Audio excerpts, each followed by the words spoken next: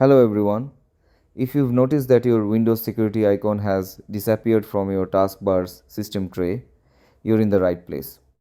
In this quick tutorial, I'll show you how to bring it back and ensure it stays there permanently. First, let's get the icon to reappear right now.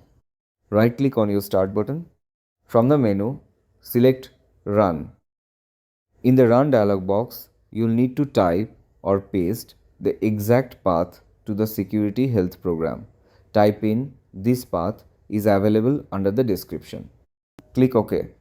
If you look down at your system tray now, you should see the Windows Security Shield icon has returned. However, this is only a temporary fix. If you restart your computer, it might disappear again.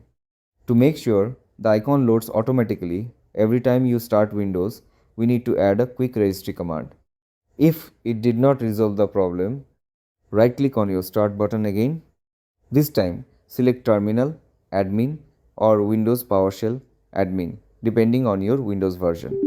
When the user account control prompt appears, click Yes to allow it to make changes.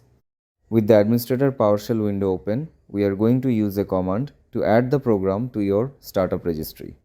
Copy and paste the following command exactly as shown. You can find this in the description below. Press enter. You should see a message confirming the operation completed successfully. And that's it. You can now close the terminal window. The Windows security icon is now set to launch automatically with Windows, so you won't have to worry about it missing from your taskbar anymore. Thanks for watching, and I hope this helped.